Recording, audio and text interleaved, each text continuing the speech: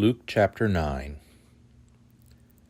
Then Jesus called the 12 together and gave them power and authority over all demons and to cure diseases, and he sent them out to proclaim the kingdom of God and to heal. He said to them, "Take nothing for your journey, no staff, nor bag, nor bread, nor money, not even an extra tunic. Whatever house you enter, stay there, and leave from there. Wherever they do not welcome you, as you are leaving that town, shake the dust off your feet as a testimony against them."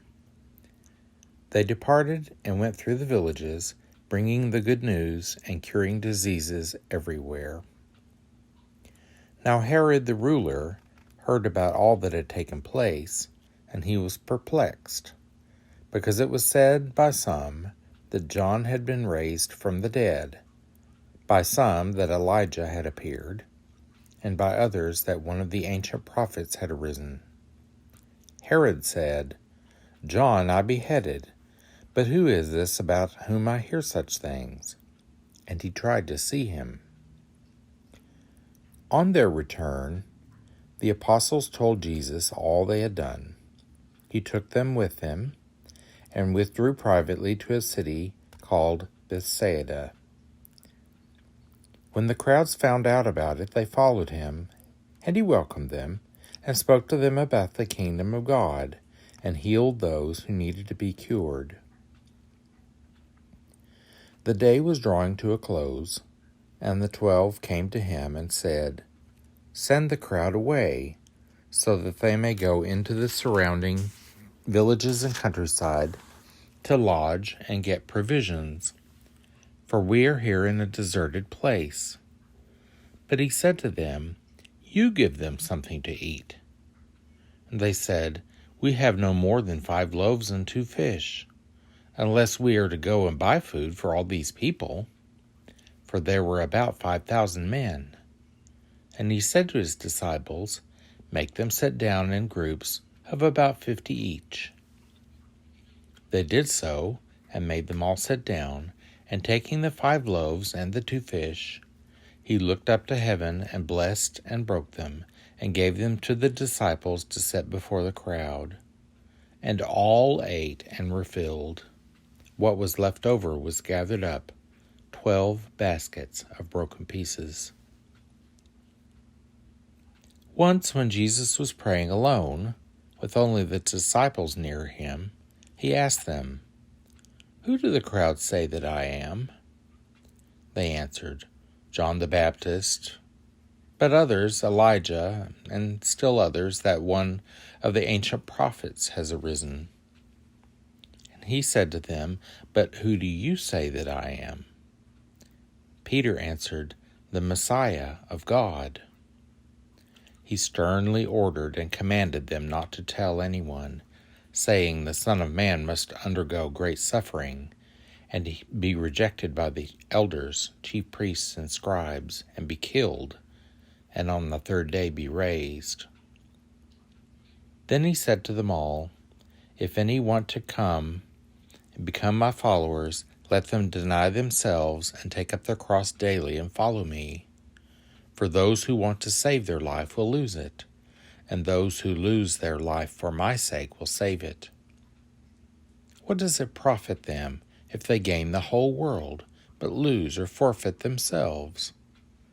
Those who are ashamed of me and of my words, of them the Son of Man will be ashamed when he comes in his glory, and the glory of the Father, and of the holy angels. But truly I tell you, there are some standing here who will not taste death before they see the kingdom of God." Now about 8 days after these sayings, Jesus took with him Peter and John and James, and went up on the mountain to pray. And while he was praying, the appearance of his face changed, and his clothes became dazzling white. Suddenly they saw 2 men, Moses and Elijah, talking to him. They appeared in glory and were speaking of his departure, which he was about to accomplish at Jerusalem. Now Peter and his companions were weighed down with sleep. But since they had stayed awake, they saw his glory and the two men who stood with him. Just as they were leaving him, Peter said to Jesus, "Master, it is good for us to be here. Let us make 3 dwellings, one for you, one for Moses, and one for Elijah," not knowing what he was saying.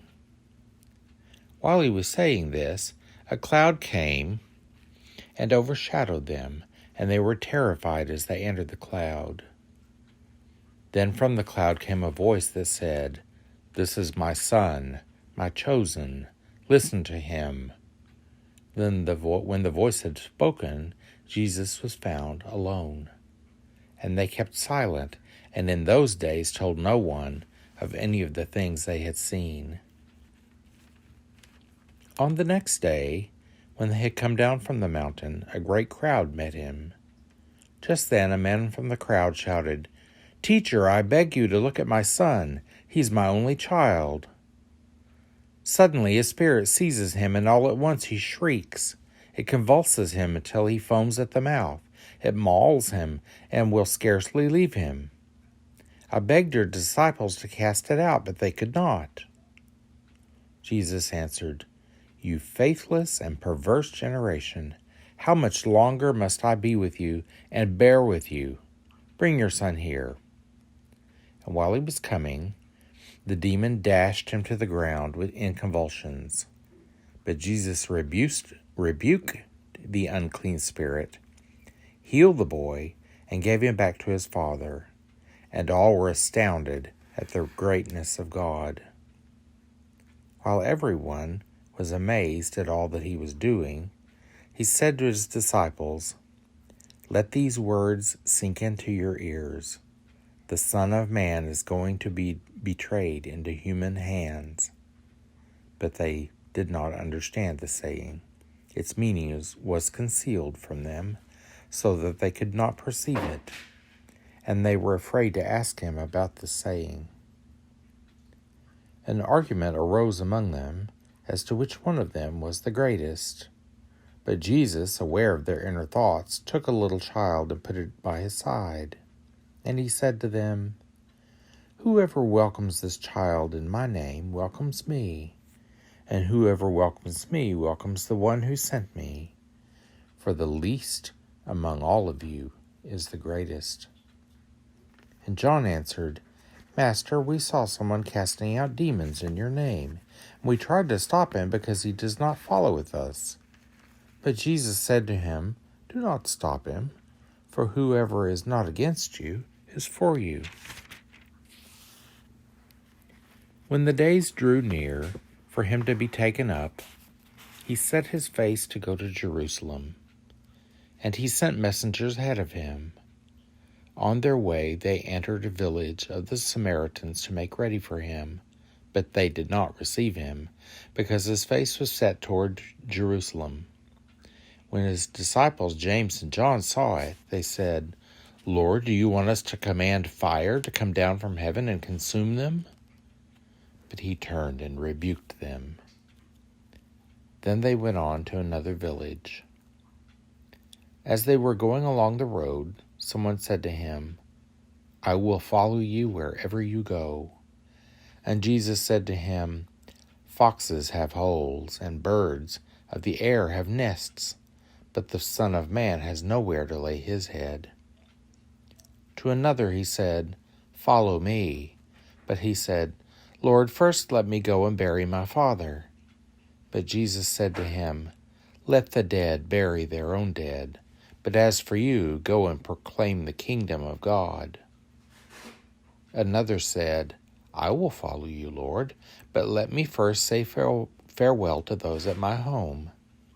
Jesus said to him, "No one who puts a hand to the plow and looks back is fit for the kingdom of God."